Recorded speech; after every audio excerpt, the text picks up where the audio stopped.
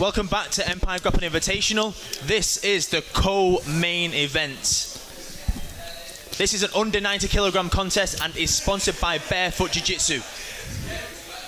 Introducing first, out of the blue corner, from Next Generation Liverpool, Ben Hills.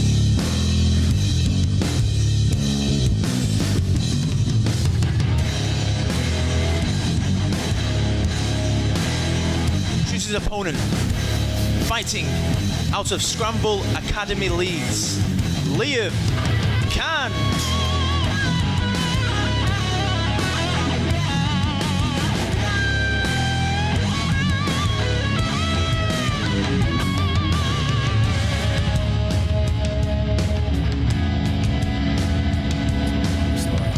So Liam stepped in on late notice on Polaris and beat Ben's teammate Chris Fishgold.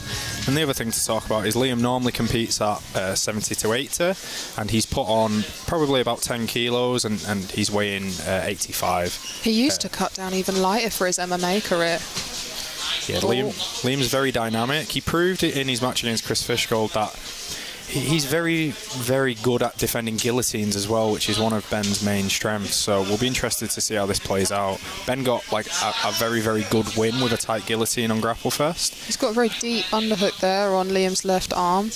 Yeah, Liam's very methodical and analytical, and I know he's a big fan of Lachlan, and he likes to use the body lock style passing, but he's in a little bit of danger here with the overhook and the head control.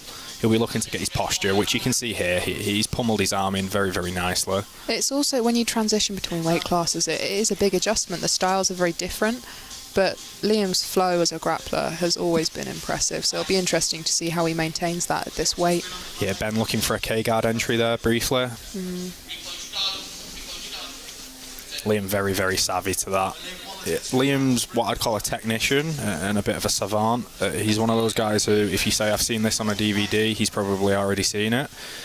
But yeah, Ben's a very, very good competitor, and we'll be looking to test that and test the waters.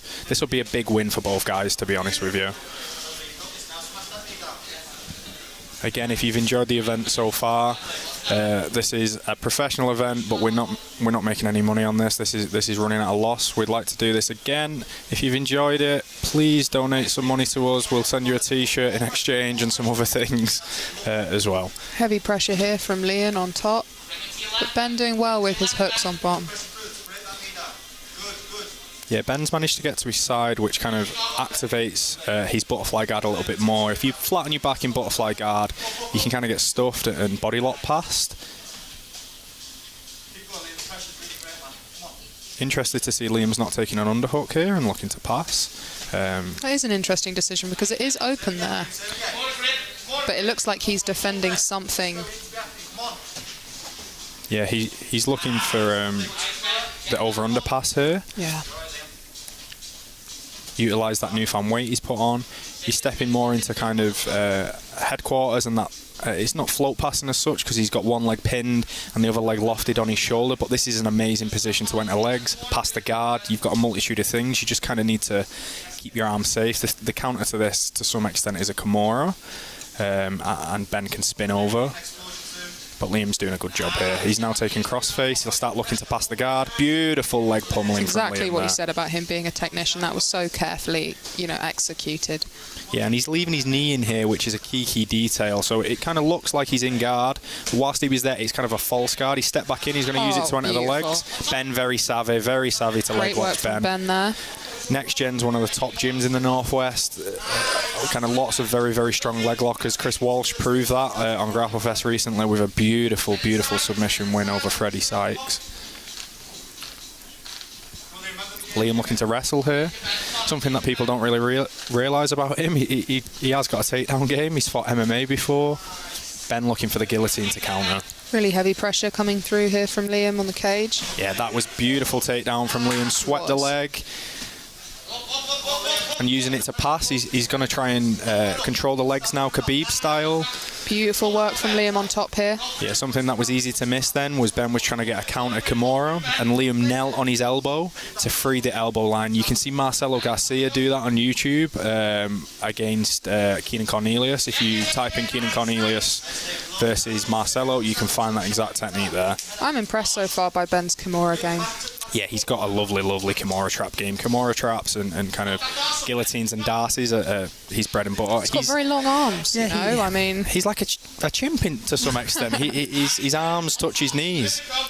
Straight into that guillotine for Ben. Yeah. I wonder what answers Liam is going to come up with for this, because that does look quite tight. Yeah, Liam's very, very kind of calm in this position. Like a lot of the guillotines Chris Fishgold got great work from Liam. On Polaris looked super, super deep, and he credited his defense to he was either a Lachlan DVD or some Lachlan videos. So I think he's confident in his defense with guillotines. Spinning for the leg now, that looks deep, and Ben's got out. Beautiful. Straight back to it from Liam, not letting up for a minute. Again, we've got a classic jiu-jitsu counter here. You've got the underhook to Gordo sweep. Liam's trying to control the far foot, come up to dogfight, and then ultimately sweep. Ben's trying to counter with a Darce choke or a guillotine. Beautiful.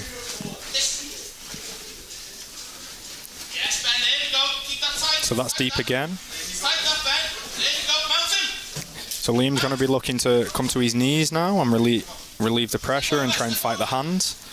Liam's still very calm in this guillotine, very calm, but still looking for his escapes, and I think that makes all the difference. Yeah, we talked about it earlier, controlling the hands, and I think it was in the Arenabi match. Small eye poke there. Yeah, controlling the hands and bringing your head to the inside to clear the guillotine. A little bit harder to do with 10 finger, but Liam did it beautifully there. We had a bit of an eye poke, accidental. Both guys don't want to let the other one rest. 2 minutes 20 left on the clock, thereabouts. It's an interesting one because Liam's been very positional focused and been very, very strong positionally, but Ben's had some very, very deep submission attempts. He has. So I'll be interested to see if Liam kind of starts to implement a more submission-heavy style. He's been in very good positions. He tried to enter the legs. He's entered the legs, but not quite got a bite. Hasn't quite got the bite on the heel. And in this rule set, that is fundamental to getting kind of the decision win, if that's what you're going for. Yeah, 100%. We prioritise excitement and submission attempts, so that is really what we're looking for, and what Liam's going to need to even this out. Yeah, Liam's playing, it's kind of a positional game, but it's an exciting positional game. He's not looking to stall, he's looking to use position to set up submission, which is exactly what we want. Just so far, he's not quite had a deep bite on the legs, and now he's looking to get to the back. He's got very, very good attacks from the back. He plays that classic back attack style where you trap the arms. Yes. You go on what is traditionally the weak side, or viewed as the weak side, where you've got an underhook, and you use it to trap arms. About a minute 15 left on the clock. If you have tuned in for this match, please do consider donating to our crowdfund kind of website. This is a professional event, but it is run on a loss. We're doing it for the love of grappling, love of competition, but we need your support to put these on again. Thank you. Our beautiful sponsors have helped out with this event by providing t-shirts and prizes. So we'd like to thank Mad Skills, ID Pure, Swifty Scooters, Barefoot, and Progress Jiu-Jitsu. Liam Cann in a very, very strong position here on top of Ben. Looking for whatever he can get, really. Looking for the neck, the arms. Yeah, the other interesting thing as well from... That looks deep there. Yeah, that does look deep. He's got a lovely bite. The neck's already behind the head. Oh, not the neck, sorry, the hand. Okay. Yeah, he looks okay. He spun. Yeah. I think the head position there is what allowed Ben to get out. He had the lower head position, which sometimes allows you to spin. But if you've got a very, very good bite on the rear naked choke, you can get it anyway. But he had a beautiful job of getting out there. Again, Kimura trap. Using it to sweep. The cage coming into play here. Just over 10 seconds left on the clock. Both men going for submission. That is deep. Oh, that was nice. Liam staying very calm. I've been very impressed with his composure. That was a beautiful match. Incredible show of jiu-jitsu.